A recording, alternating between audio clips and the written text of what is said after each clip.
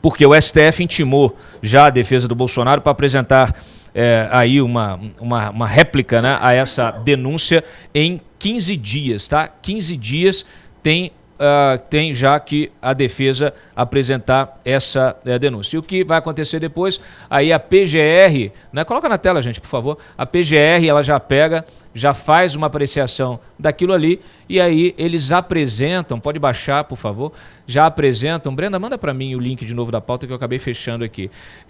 Já apresentam isso para o STF lá na primeira turma, tá? Deixa aberto.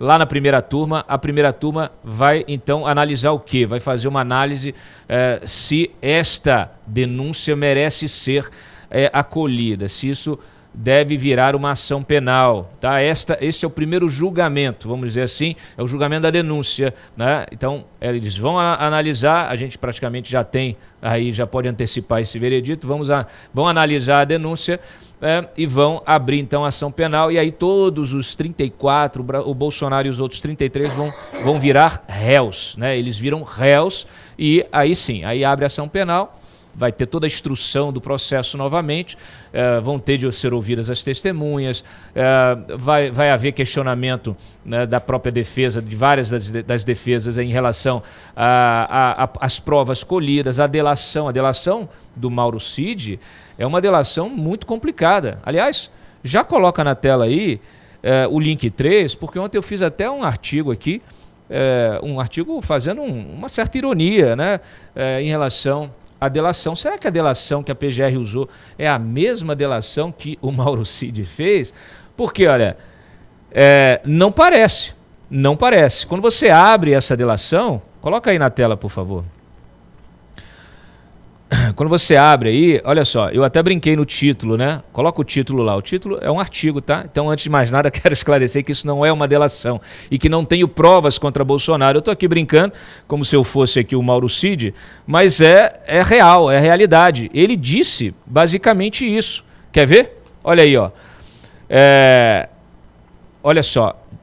Eu estou puxando aqui para poder ler também, porque a minha lente de contato está pior do que o óculos da Carol. Olha só que interessante, tá? Se essa frase do título aí, claro, ela poderia ter sido dita pelo Mauro Cid, caso a sua delação não tivesse sido extraída a fórceps, né? Com o coronel preso, seus bens bloqueados e a família ameaçada. Essa é a realidade. Hoje, inclusive, a Folha está dando uma matéria, acho que a Folha dá uma matéria tem um diálogo do Moraes, numa audiência com o Mauro Cid, em que o Moraes ameaça. Ele faz ameaças. Olha o que você vai falar, hein? Olha aí, hein? Porque eu tenho aqui já o relatório de indiciamento da Polícia Federal, que tem tudo no detalhe, e não sei o que quer dizer. Isso é comportamento de juiz? Vocês me desculpem, isso não é comportamento de juiz. Mas vamos lá, vamos voltar aqui. Bom, eu li essa denúncia, né? E que foi aí macaqueada, né, pela nossa querida emissora paraestatal para bancar a narrativa falaciosa de golpe. Só que está bem claro, né, que isso está bem claro porque o Alexandre de Moraes manteve, inclusive, esses depoimentos que agora ele traz à tona, ele manteve todos os vídeos das audiências que foram gravadas da delação, dos depoimentos da delação, permanecem em sigilo. E eles dizem que é para resguardar a identidade dos servidores. Ora, senhoras e senhores, quem é que acredita nessa desculpa esfarrapada? As delações da Lava Jato, todas elas foram divulgadas, os vídeos todos estão aí circulando até hoje. E são uma maravilha, porque mostram, né? Mostram a cara do Emílio Odebrecht rindo, debochando, mostra a cara do Marcelo Odebrecht, mostra o Lula lá, mostra todo mundo, os delatores todos. Você vê a verdade quando eles estão falando, mostra o Palocci, detalhando o Palocci que teve todas as ações anuladas ontem pelo Toffoli, embora a delação tenha sido mantida pelo Dias Toffoli, né? O Palocci fala ali com verdade, você percebe a verdade, né, naquilo que ele está falando. Então, tem de divulgar, esses vídeos precisam vir à tona, já não basta, né, já basta, na verdade, os vídeos do 8 de janeiro que desapareceram do Ministério da Justiça. Então, assim, agora querem manter em sigilo a delação, as audiências com a delação do Mauro Cid. Olha só isso aqui, eu vou reproduzir só esses dois trechos aqui. O Mauro Cid dizendo o seguinte, ele chega e fala assim, ó: bom, antes de mais nada, é basicamente o meu título, eu queria esclarecer que eu pessoalmente não participei de nenhum planejamento de execução ou tomei ciência de pormenores que pudessem estar sendo planejados ou executados. Eu não executei, não vi documento, não participei de datas ou nada detalhado sobre isso. O que eu sei, o que eu participei, o que eu ouvi é que você tinha núcleos militares, com o general Mário, que estavam instigando o presidente a fazer alguma coisa e estavam querendo que ele fizesse alguma coisa, tanto que foi o que está relatado lá na minha conversa que ele manda para mim, que ele diz que até dia 12 tem que assinar, tem que fazer até dia 31, e eu falo, mas eu acho que não vai acontecer, Mário, nada de assinatura de decreto. Toda a base que eu vi estava em cima disso aí. Ou seja, ouvi dizer não qualifica então o CID para obter acordo de colaboração algum, muito menos suas informações podem ser usadas para embasar uma denúncia contra quem quer que seja. Se ele não participou, se ele não integrou um suposto núcleo criminoso, se não compactuou, não testemunhou, não executou, ora bolas, não pode entregar ninguém, ele não tem informação. Aí, só mais esse trecho aqui, para a gente já abrir o nosso debate. A reunião, aquela reunião lá que teve na parte de baixo do prédio, né, lá do Braga Neto, que estou dizendo que foi uma reunião, que estão dizendo que foi uma reunião golpista, ali não houve nenhuma discussão sobre planejamento de nada, de prisão, de morte de ministro. Claro que as pessoas estavam indignadas, claro que estava todo mundo discutindo o que tinha que fazer, o que não tinha que fazer, o que podia fazer, mas não tinha nada ali de uma ata, não. Saímos ali, então, né, você faz isso, você faz aquilo, não tinha nada disso. Tinha 3 amigos, 10, 11 amigos discutindo coisas que estavam acontecendo no país, indignados, uns mais revoltados, outros, né, uns mais, uns menos, mas cada um num lugar diferente. A reunião depois na Casa do General Braga Neto também, claro, estavam falando que o povo está na rua, o presidente tem que apoiar o povo na rua e não sei o quê, o general Arruda tinha que fazer isso, o general Teófilo tinha que fazer aquilo, o general Braga Neto tinha que fazer, mas não houve.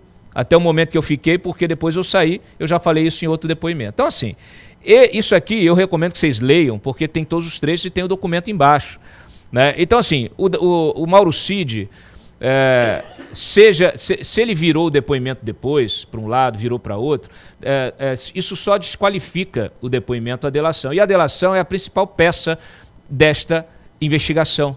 É a partir da delação que a Polícia Federal e o Ministério Público tentam ficar encaixando na narrativa, né, de que houve um golpe, de que houve a execução, né, ali o planejamento, a execução e a liderança do golpe a partir, né, da atuação do ex-presidente Jair Bolsonaro. Então, isso é só para vocês entenderem que aqui, assim, a gente tem que olhar o que está no documento. Isso justifica, hein, Silvia?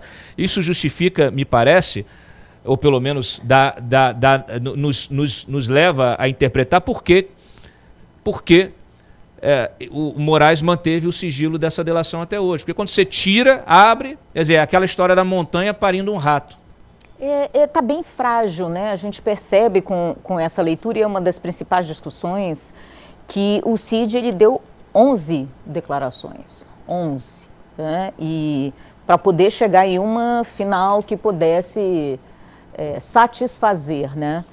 Mas óbvio que existe esse áudio dele que foi divulgado, em que existia já uma narrativa pronta, que se não fosse aquilo que obrigatoriamente ele deveria falar, não seria aceito. Agora você imagina um jovem que talvez não tenha passado por tamanhas pressões dramáticas da forma como foi, vendo que a família ameaçada, o pai, a esposa, uma devassa na família, as circunstâncias com as quais qualquer tipo de declaração dele tenham sido obtidas. Exato. Né? Então assim, bandido mesmo, ele não tem medo da justiça. Bandido mesmo, ele não está nem aí para aquilo que pensam dele, né? Ou com dano, algum outro dano colateral. Sim. Né? Mas você vê que a vida eu chamo de jovem, porque, óbvio, ele é mais jovem do que eu, então, uma pessoa com um serviço prestado à nação. Coronel do Exército. Não é à toa o fato dele ser um ajudante de ordem de um presidente da República, era porque ele tinha todas as qualificações. Sujeito com doutorado, muito estudioso, o Mauro Cid. Então, assim, fizeram uma devassa, destruíram a vida de um jovem, tá? Por uma função do qual ele foi designado. né? Ele foi designado para aquela função, então, justamente pelas qualificações dele, né? Então, houve um comprometimento, inclusive, institucional com isso, né? E eu, às vezes, sempre falo, eu protejo as instituições, né? Ninguém deve pagar, ou uma instituição não deve responder por descredibilidade por conta da ação de um dos seus membros. Excelente. Eu quero ouvir o Leonardo, que é um especialista, e escreveu um artigo muito interessante hoje cedo, nós publicamos no site. Léo, você vai um pouco além, né, da discussão da delação, né? Eu queria que você trouxesse um pouco a perspectiva daquele teu artigo que você publicou mais cedo, e eu acho que é fundamental, né? Porque nós temos aí, me parece, que há um direcionamento, né, de uma investigação como não se vê há muito tempo. Eu acho que, não sei se já se viu no Brasil, porque isso está sendo via Supremo, né? Talvez a gente tenha se deparado na história aí com alguma investigação, algum processo, do ponto de vista da primeira instância, da segunda, né? A gente tá vendo aí muito rolo envolvendo desembargadores, pessoal aí negociando sentença, né, em diversos estados do Brasil, mas Supremo Tribunal Federal fazer uma investigação do jeito que está fazendo, me parece complicado. E aí você traz esse contexto também para a delação do Cid, por favor. Eu tenho algumas considerações. Acho que o primeiro ponto é que o Supremo Tribunal Federal não devia estar fazendo isso, né? O Supremo Tribunal Federal é um tribunal de recurso. Foro privilegiado, para mim, é uma coisa ruim que atrapalha o funcionamento do próprio STF. Agora, a questão são, por exemplo, os vazamentos da delação do Mauro Cid e tal. Na época da Lava Jato, muita gente criticou. Eu critiquei bastante a Lava Jato. Tenho 2 artigos, pelo menos, publicados criticando a Lava Jato. E eu acho que a gente precisa botar de volta no trilho o processo no Brasil. Não dá para ter vazamento seletivo, não dá para ter um comportamento violador de direitos e garantias individuais dos réus. A gente não pode condenar a pessoa antes do devido processo. O advogado precisa ter acesso a todos os documentos do caso para se defender. Mas eu gostei de um ponto específico que você falou agora, que a gente vai entrar depois naquela ação americana. Eu acho que é interessante o seguinte: a delação tem o ouviu dizer. Ouviu dizer o que o americano tem como hearsay. E o hearsay é inadmissível como prova, né? O júri não pode nem ouvir o que o ouviu dizer, porque pode afetar a capacidade de julgamento, né? Então, uma delação com base no ouviu dizer, que é o testemunho referencial no Brasil, não tem muito cabimento. Ou a pessoa vivenciou, presenciou e tem provas daquilo, ou cai como um castelo de cartas. Acabamos de receber a informação aqui da nossa reportagem. Nada como aquela pressão positiva, né? Acabamos de receber a informação aqui de que o Moraes liberou, nesse instante, liberou os vídeos, tá? E os áudios da delação do Cid. Então a nossa reportagem já está dedicada a obter esses vídeos para que nós possamos, inclusive, se der tempo, passarmos aqui no programa, tá bom? Então já fica aí esta reportagem aqui, o pessoal já está batendo, subindo tudo lá no claudiodantas.com.br. Carol, você quer comentar? Era exatamente o meu comentário, que a delação da fraqueza das provas, né? Tudo isso está sendo baseado em uma única delação. Depois, quando você vê a denúncia, tem 6 testemunhas, então é muito fraco tudo isso. Eu ia comentar exatamente que o Moraes estava se recusando a liberar os vídeos, né? A delação por si só não pode ser somente isso de prova para abrir uma denúncia, né? A denúncia ali é um conjunto probatórios que a gente ontem já destrinchou aqui e que viu que de prova não tem nada. É exatamente isso que o Léo colocou, um hearsay, tipo, as pessoas numa reunião, fazendo relatórios de reunião, mas absolutamente nada concreto. E essa frase que você colocou aí no seu artigo, muito bem colocado, eu já tinha aquela falta que faz você ler o artigo do chefe, né? Eu também já tinha anotado isso, não vi que você tinha colocado. Porque o Cid coloca que a reunião golpista E golpista, essa frase dele é o único momento que ele fala que teve alguma coisa golpista. E aí ele denomina a reunião como golpista, só que na mesma frase, ele antes do ponto final da transcrição, ele já fala que não teve nada. Então, tudo isso foi baseado numa única classificação de uma frase mal estruturada, que ele classifica a reunião como golpista e depois não fala aonde teve golpe.